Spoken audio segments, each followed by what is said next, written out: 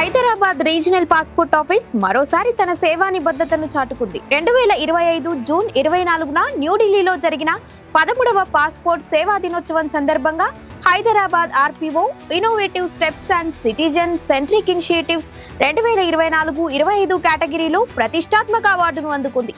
ఈ అవార్డును కేంద్ర విదేశాంగ శాఖ సహాయ మంత్రి పవిత్ర మార్గారిటా చేతుల మీదుగా హైదరాబాద్ రీజనల్ పాస్పోర్ట్ అధికారి జొన్నలగడ్డ స్నేహజ అందుకున్నారు. హైదరాబాద్ ఆర్పీఓ చేపట్టిన అనేక పౌర కేంద్రిత సంస్కరణలకు ఈ అవార్డు నిదర్శనం. ప్రతి గురువారం నిర్వహించే walk in public grievance redressal కార్యక్రమం ద్వారా పాస్పోర్ట్ దరఖాస్తుదారుల సమస్యలను వెంటనే పరిష్కరిస్తున్నారు. ఈ కార్యక్రమం ప్రజలకు సులభంగా అందుబాటులో ఉండేలా చేసింది.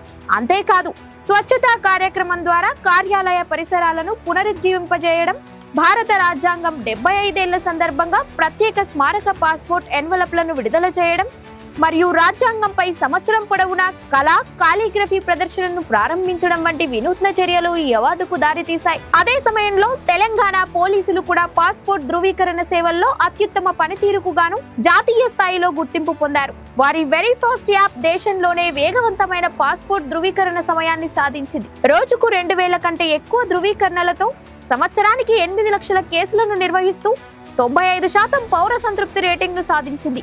ఈ అవార్డును Telangana director general of intelligence Battula Shivadhar Reddy అందుకున్నారు. ఈ రెండు గుర్తింపులు హైదరాబాద్ ఆర్పీఓ మరియు తెలంగాణ పోలీసుల సమన్వయంతో పౌర సేవల్లో ఆధునిక సాంకేతికతను ఉపయోగించి పారదర్శకతను, సమర్థతను పెంపొందించినట్లు చాటుతున్నాయి. ఈ విజయం పాస్పోర్ట్ సేవలను మరింత సులభతరం చేయడంలో హైదరాబాద్ ఒక రోల్ మోడల్ గా నిలిచిందని నిరూపిస్తుంది.